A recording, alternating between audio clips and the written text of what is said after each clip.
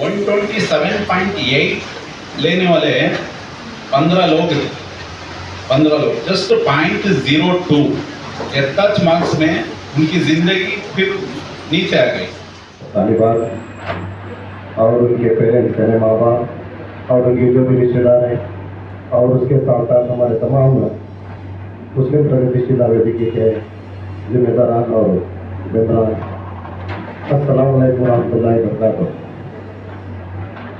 मैं सबसे पहले तमाम बच्चों को और वालिदैन को मुबारकबाद पेश करना चाहता हूँ कि जिन्होंने पूरे डिस्ट्रिक्ट में ताल्लुक के टॉपर आते रहे और डिस्ट्रिक्ट के भी टॉपर आते रहे और पीयूसी में भी अलग अलग ब्रांचेस में आर्ट्स, साइंस और कॉमर्स में वो ताल्लुक के टॉपर और डिस्ट्रिक्ट के भी टॉपर आते रहे। तो दोबारा मैं उन तमाम माँ बाप को और उन बच्चों को मुबारकबाद पेश करता हूँ। तो हमारा ये है कि स्टूडेंट्स का उनका ईमान मजबूत होना चाहिए। आजकल हम बहुत सारी चीज़ें देख रहे हैं। फर्स्ट ऑफ ऑल ईमान होना है, हमें अच्छा पढ़ लिया, अच्छी नौकरी मिल गई या काफ़ी नाम होगा हमारा या काफ़ी पैसे भी कमा लिए, तो ईमान नहीं है तो कुछ भी नहीं है। या अच्छे मार्क्स भी ले लिए हमें या अच्छी ड्यूटी भी मिल गई या अच्छा कोर्स प्रिफर करना और ड्यूटी भी हासिल हो गई, तो अगर हमारा ईमान नहीं है तो ये सब बेकार है, कुछ भी नहीं है। तो हमारा ईमान मजबूत होना चाहिए। और उसके साथ दूसरी बात यह है कि अच्छा अखलाक हमारे अंदर पैदा करना चाहिए। ईमान के साथ अच्छे अखलाक हमारे अंदर हों। यानी आजकल हमें देखते हैं हर जगह धुतकारे जा रहे हैं, नीचा बताया जा रहा है, अखलाक में बहुत ही गिरावट हमारे अंदर देखने को आ रहा है। अच्छे पढ़े लिखे हैं, डिग्री हासिल करे हैं, छोटे छोटे अखलाक उसके अंदर नहीं, अखलाक की कमी हमारे अंदर नजर आती है। आप जितना भी पढ़े रहे, जो भी डिग्री हासिल कर ले, कहाँ भी या कोई से भी पोस्ट पर रहो, अपने अखलाक से कॉम्प्रोमाइज मत होइए। हमें इस मिल्लत के होनहार बच्चों को जो आगे जो मिल्लत के लीडर्स बनना है, नमूना बनना है, मॉडल बनना है, उनके लिए हमने कोशिश की है। आप जैसा यहाँ पर ये प्रोग्राम में हिस्सा ले, इंशाल्लाह आगे चलकर आप जब बड़े होंगे या आप कुछ एक स्टेज पर जाएंगे तो मिल्लत के अंदर भी जरूर ಮಾಶಾಅಲ್ಲಾ ತಜ್ಮುಲ್ ತನ್ವೀರ್ ಸರ್ ಅವರು ಇದುವರೆಗೆ ನಮ್ಮ ವಿದ್ಯಾರ್ಥಿಗಳಿಗೆ ಕೆರಿಯರ್ ಗೈಡೆನ್ಸ್ ಜೊತೆಯಲ್ಲಿ ಮೌಲ್ಯವೂ ಕೂಡ ಅಷ್ಟೇ ಇಂಪಾರ್ಟೆಂಟ್, ನಮ್ಮ ಜೀವನದ ಒಂದು ಅವಿಭಾಜ್ಯ ಅಂಗ ಆಗಬೇಕು ಅಂತ ಸವಿವರವಾಗಿ ತಿಳಿಸಿಕೊಟ್ಟಿದ್ದಾರೆ. ಅವರಿಗೆ ನಮ್ಮೆಲ್ಲ MPV ಸದಸ್ಯರು ಹಾಗೂ ಎಲ್ಲ ವಿದ್ಯಾರ್ಥಿಗಳ ಪರವಾಗಿ ಆತ್ಮೀಯವಾಗಿ ಧನ್ಯವಾದಗಳನ್ನು ಸಲ್ಲಿಸ್ತಾ ಇದ್ದೀನಿ. ಈಗ ಮುಂದಿನ ಕಾರ್ಯಕ್ರಮ ಅತ್ಯಂತ ಇಂಪಾರ್ಟೆಂಟ್ ಒಂದು ಕಾರ್ಯಕ್ರಮ, ವೃತ್ತಿ ಮಾರ್ಗದರ್ಶನ. ಈ ಕಾರ್ಯಕ್ರಮವನ್ನ ನಮ್ಮ 3 ಜನ ಅತಿಥಿಗಳು ನಡೆಸಿಕೊಡ್ತಾ ಇದ್ದಾರೆ. ದಯವಿಟ್ಟು ವೇದಿಕೆಯಲ್ಲಿರುವ 3 ಜನ ಗಣ್ಯರು ಮುಂಭಾಗದಲ್ಲಿರುವಂತಹ ಮೂರ್ತಿಯಲ್ಲಿ ಆಸೀನರಾಗಬೇಕಾಗಿ ವಿನಂತಿಸ್ತಾ ಇದ್ದೀನಿ. ಜನ ಫಾರೂಕ್ ಸರ್ ಅವರಿಗೆ ಈ ವೃತ್ತಿ ಮಾರ್ಗದರ್ಶನ ಕಾರ್ಯಕ್ರಮವನ್ನ ನಡೆಸಿಕೊಡ್ಲಿಕ್ಕೆ ನಮ್ಮದೇ MPV ಸದಸ್ಯರಾದಂತಹ ಡಾಕ್ಟರ್ ಆದಿಲ್ ಪಾಷಾರ್ ಅವರು, ಡಾಕ್ಟರ್ ಫಜಲುರ್ ರಹಮಾನ್ ಅವರು ವೇದಿಕೆಗೆ ಬರಬೇಕು ಅಂತ ಅವರಲ್ಲಿ ವಿನಂತಿಸ್ತಾ ಇದ್ದೀನಿ. ಅವರ ಈ ಸೇವೆಗಳ ಕುರಿತು ಮಾರ್ಗದರ್ಶನ ಮಾಡಲಿದ್ದಾರೆ ನಮ್ಮ MPV ಸದಸ್ಯರು ಹಾಗೂ ಕಾರ್ಯದರ್ಶಿಗಳು ಆಗಿರುವಂತಹ ಡಾಕ್ಟರ್ ಜನಾಬ್ ಆದಿಲ್ ಪಾಷಾರ್ ಅವರು, ಉಪನ್ಯಾಸಕರು, ಗವರ್ಮೆಂಟ್ ಜೂನಿಯರ್ ಕಾಲೇಜ್ ನಿಡಘಟ್ಟ.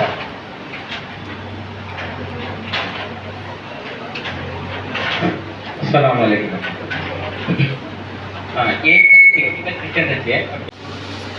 अब इसमें क्या होगा, तो देखिए टेक्निकल हमारे जो रिसोर्स पर्सन थी उनके रिलेटेड अब जो इन्फॉर्मेशन हमें देती, जो तुमने क्या इन्फॉर्मेशन तुम्हारे घर है, जो क्वेरीज करती है, उसको तुम्हारे घर जो नोट पैड थी उसको राइट डाउन कर ले। तो एक टेक्निकल टीचर के एंड में तुम्हें बहुत सारे रिलेटेड का सवाल है हमारे जो रिसोर्स पर्सन थी उनको करेंगे।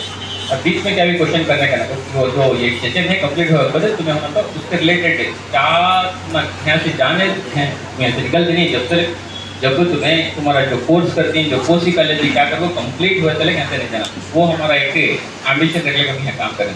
तो पहली चीज़ वहीं पहले क्या बात करते थे, तो अब वहीं आर्ट्स और कॉमर्स रिलेटेड बच्चों को जो डाउट्स होते हैं वो मुझे पूछे है, उससे वो भाई क्या बात करते थे। तो अब हमें सबको मालूम, अब हमें करियर कैसा चूज करते हैं बच्चे। आज एक ट्रेडिशनल मेथड में करियर चूज करते हैं। ट्रेडिशनल मेथड क्या है तो सबको मालूम, हमें पेरेंट्स भी जरा आराम से फील करके बैठो। मैं बोला तो तुम्हें मालूम होना, फील होना।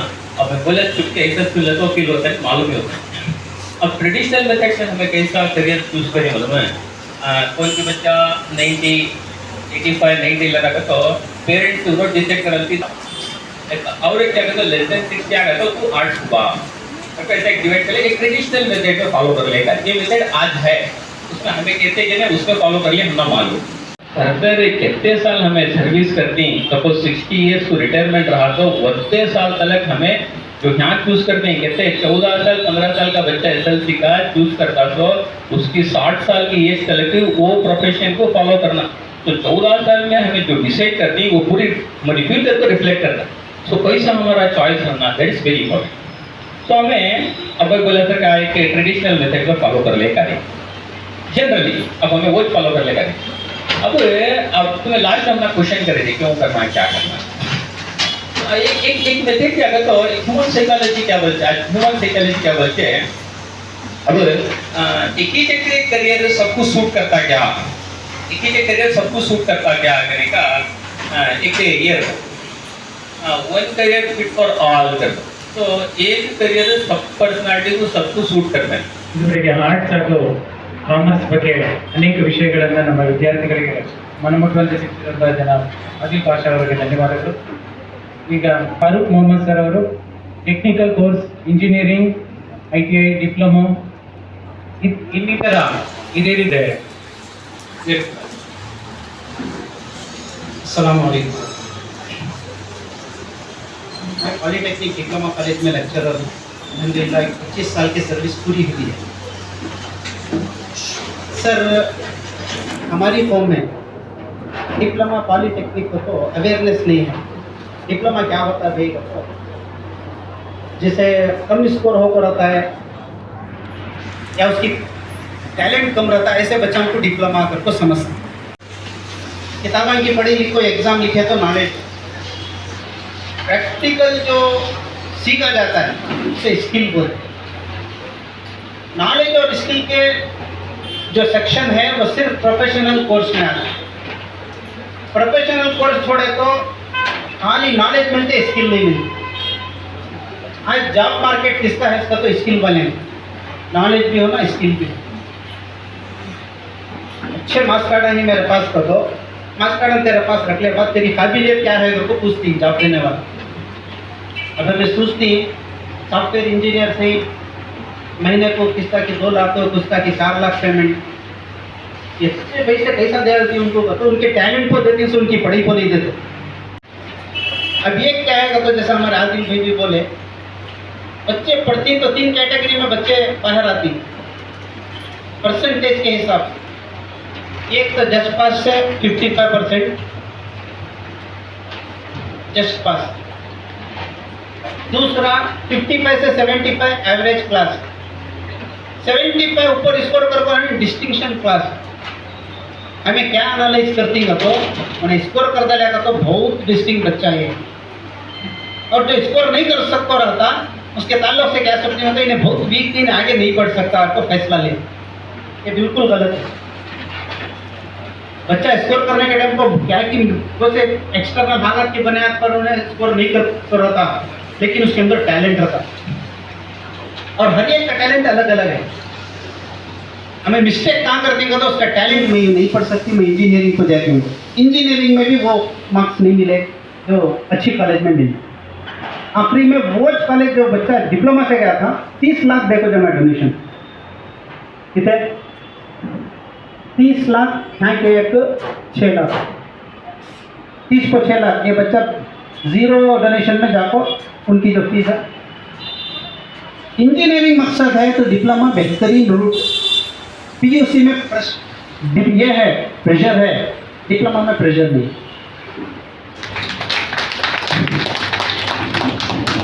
ಮಾಶಾಅಲ್ಲಾ, ಇಷ್ಟೊತ್ತು ಇಂಜಿನಿಯರಿಂಗ್, ಡಿಪ್ಲೊಮಾ ಈ ಕೋರ್ಸ್ ಬಗ್ಗೆ ಸವಿವರವಾಗಿ ನಮ್ಮ ವಿದ್ಯಾರ್ಥಿಗಳಿಗೆ ತಿಳಿಸಿಕೊಟ್ಟಿರುವಂಥ ಜನಾಬ್ ಫಾರೂಕ್ ಮೊಹಮ್ಮದ್ ಸರ್ ಅವರಿಗೆ ಧನ್ಯವಾದಗಳು. ಇನ್ನೋರ್ವ ರಿಸೋರ್ಸ್ ಪರ್ಸನ್ ನಮ್ಮ MPBಯ ಸದಸ್ಯರು ಡಾಕ್ಟರ್ ಜನಾಬ್ ಫಜಲುರ್ ರಹಮಾನ್ ರವರು. Senior veterinary officer AH and BS Mandya. ಇವರು ಮಂಡ್ಯ ತಾಲೂಕಿನ 6 ವೆಟರ್ನರಿ ಹಾಸ್ಪಿಟಲ್ಗಳಿಗೆ ಇನ್ಚಾರ್ಜ್ ಆಗಿದ್ದಾರೆ. ಬೀದರ್ನಲ್ಲಿ BVSc ಕೋರ್ಸನ್ನು ಮುಗಿಸಿ PGಯನ್ನು ಬ್ಯಾಂಗ್ಳೂರಿನಲ್ಲಿ ಮುಗಿಸಿದ್ದಾರೆ. ಇಂಗ್ಲಿಷ್ ಮೀಡಿಯಮಲ್ಲಿ ಅಧ್ಯಯನವನ್ನು ಮಾಡಿರುವ ಇವರು APSC ಮೂಲಕ ಈ ವೆಟರ್ನರಿ ಡಿಪಾರ್ಟ್ಮೆಂಟ್ಗೆ ಆಯ್ಕೆಯಾಗಿದ್ದು, ಇವರು ಕೂಡ ನಮ್ಮ MPVA ಸದಸ್ಯರು ಹಾಗೂ ನಮ್ಮೆಲ್ಲ ವಿದ್ಯಾರ್ಥಿಗಳಿಗೆ ಪ್ರೇರಕರು. ಇವರನ್ನು ನೋಡಿ ನಾವು ಕೂಡ ಕಲೀಲಿಕ್ಕಿದೆ. ಇವರು ಕೂಡ ನಮ್ಮ MPVA ಒಂದು ಆಸ್ತಿ.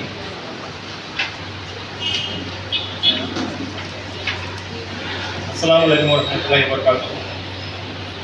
ऑलरेडी जनरल गाइडलाइंस कैसा सिलेक्शन करना बच्चे की एबिलिटी के वो उपस्थित फारूक सर भी आदिल भाई बोल पानी उसमें मैं सारी चीज़ें ऐड करना बोले तो जनरली क्या बोलते ट्रेंड अब हमारे हाथ में स्पेशली हमारे हाथ में अब क्या बोलते जैसा ट्रेंड है वो ट्रेंड के हिसाब से जाती है। मैं इधर कोर्सेज बोलते इसके बाद इतने सारे कोर्सेज ही जो मैं आप ये आज मेंशन करना ये इसमें बोलने तक मुझे बोले बाद मैं ऐसा सर्च कर को एक ये बनाया तो मुझे जिसमें आधे कोर्सेज मालूम नहीं थे, उसके बारे में मैं पढ़े आपको बोल को तो हमारे टाइम पर तो वो नहीं थे, अब रिसेंटली शुरू हो गई सो तो वो कोर्सेज के बारे में जरा बोलता हूँ। और क्या कर बोले तो हमें लॉन्ग टर्म सोचना, लॉन्ग टर्म करो तो जैसे सर बोले 10th के बाद ऑलमोस्ट मैं फ्यूचर डिसाइड करती बहुत सारे ये ही फील्ड्स हैं, जैसे मेडिकल फील्ड है, एजुकेशन फील्ड है। अब हमारे स्पेशली हमारे हाथ में क्या बोले तो एजुकेशन फील्ड बहुत नेग्लेक्टेड है। अब इतने पेरेंट्स हैं आप ही बच्चे ही टीचर तो पूछे तो कौन तो भी तुम टीचर बनती क्या कर बोले तो कौन सा हाथ उठा देखेंगे टीचर बनने ख्वाहिश है क्या कर को है क्या बहुत कम। लेकिन अब इतना तो जो भी बोले कौन सा भी कोर्स हर तरीके की नॉलेज दुनिया की नहीं दीन की नॉलेज भी होने कुछ भी हासिल करना कर बोले तो हाईएस्ट पेड जॉब्स हो हाईएस्ट हो तो मैं डॉक्टर्स होंगे कौन से तो प्रोफेशन ले लो सबसे हाईएस्ट पेड और मोस्ट सबसे ज़्यादा रिस्पेक्टेबल जॉब्स क्या कर बोले तो वहाँ टीचर्स की वो कई को तो होते हैं कंट्रीज और उनको मालूम उनकी कदर मालूम। हमारे में क्या है एजुकेशन स्पेशली टीचिंग जो सेक्टर है उसमें बहुत कम जाती है और बहुत सारे अच्छे अच्छे अपॉर्चुनिटीज हैं। ऐसा अब तुमने मालूम है इवन बेंगलोर में ही छोटे euro kids pre nursery schools कुछ 70,000 से 1 लाख रुपए दरमा दे रही। प्री नर्सरी की बात करूँ तो तुम्हारी स्किल तुम्हारे नॉलेज के ऊपर हो। अब सर बोले हर चीज़ भी कौन सा भी जॉब करो हमारा जो एवेल्यूशन वाली है बोले ऐसा पहले के जैसा नहीं है, ब्लाइंडली हमें नहीं आ सकते। आजकल काउंसलर्स रहती हम बच्चे के वाले से आपको उसके अलग काउंसलर्स रहती अब दोनों बच्चे को बात कर को उसमें क्या इंटरेस्ट है। अब जरा बच्चे हमारे से हम खुद को बोल नहीं सकते और हमें भी पहचान नहीं सकते और कितनी बार हम ना हमारी बच्ची पूछती थी उसमें 4 कलर थी कौन से ब्लैक और 3 कलर थी वो 4 कलर्स में उन्हें मिलियंस ऑफ कलर्स बनाता है मिलियंस ऑफ वो बनाई सको ना इंसान तो 4 कलर में वो मशीन मिलियंस ऑफ कलर्स बनाना कर बोले तो वो इंसान बना वो मशीन कितनी कॉम्प्लेक्स है कितनी कॉम्प्लेक्स मशीन बनाने में तो हमें कितने कॉम्प्लेक्स अल्लाह हमने कितना कॉम्प्लेक्स बनाया तो एक याद आ रहा वो सब पूरे बात बोले मैं रिपीट नहीं करता। उसके साथ साथ मेकाट्रॉनिक्स का एक नया है मैकेनिकल और इलेक्ट्रॉनिक्स को मिला को मेकाट्रॉनिक्स का इंजीनियरिंग है। बाद मेडिकल फील्ड में जैसे सबको मालूम है MBBS है BDS है BAMS यूनानी होम्योपैथी।